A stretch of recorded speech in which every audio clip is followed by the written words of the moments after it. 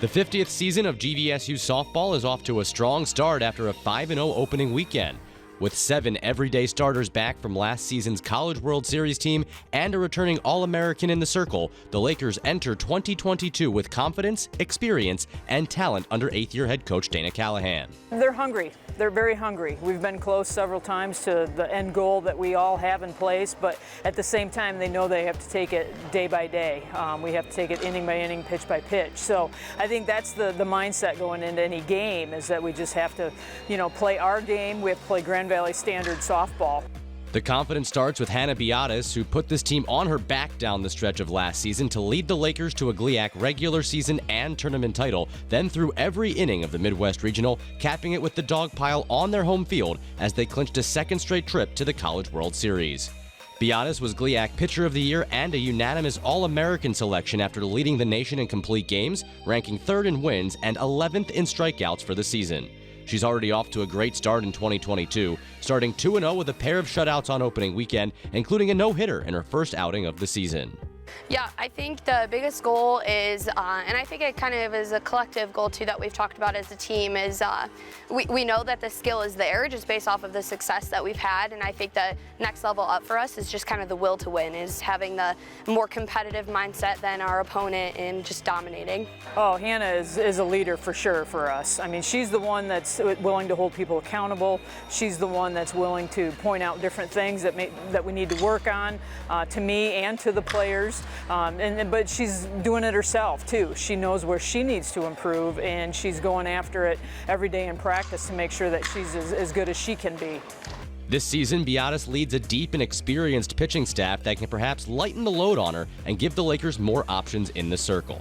We've definitely built a very healthy competitive culture on our pitching staff of pushing each other to get better and kind of having that competition within our staff, which for us I think is super healthy because it's pushed us to that next level and to be that much better than the teams that we're playing. Offensively, the biggest question will be replacing the production of all-region performer Nicoma Holman, who ranked 5th in the country in both hits and RBI last season to lead the Laker offense. But this year's team returns a great blend of speed and power, with some blazers on the base paths at the top of the order and some big bats in the middle of the lineup. This team can score in bunches and is never out of a game. Two-time first-team All-GLIAC performer Lydia Goebel leads the way, penned into the 3-hole of this vaunted lineup. I think we just go out there, we're just trying to be aggressive, and we just want to jump on them early. Don't want to get too deep in the count. We want to try to run around the bases as much as we can. We just want to really push people out of their comfort zone and make them, make those mistakes and those extra throws that they don't need to be making. I just want them to have good at-bats each and every time. I don't expect home runs. I don't expect, stolen bases. I just want them to have as good at-bats as they can have each and every time out. And if they do that, then we're going to come out on top more times than not. The Laker offense opened up the season with 9 runs in their very first inning and racked up 48 runs across their first 5 games. Goebel drove in 8 runs to lead the way en route to GLIAC Player of the Week honors. Pressure is, something that you put on yourself, and it's good to have a little bit of it, but you don't want too much. So to be able to spread that out through everybody in our lineup, it's comforting, and it's really nice to be able to, have a lineup where you don't feel nervous when anybody's in the box. With back-to-back College World Series appearances, 4 straight GLIAC titles, and a veteran team that returned several players from those runs, there are lofty expectations on the Lakers in 2022. This is a program that not only can handle those expectations, but craves them.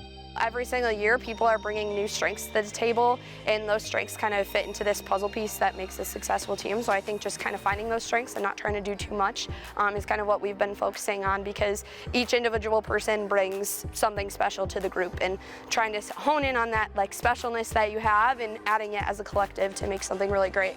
It's everything. As a freshman, when you walk in and you start learning about that culture and the way that people, are holding each other accountable during practices, it's just you learn to be with it, or you're just not gonna be, where you want to be, or you're not gonna succeed the way that you want to. So you either buy in or you have to get out.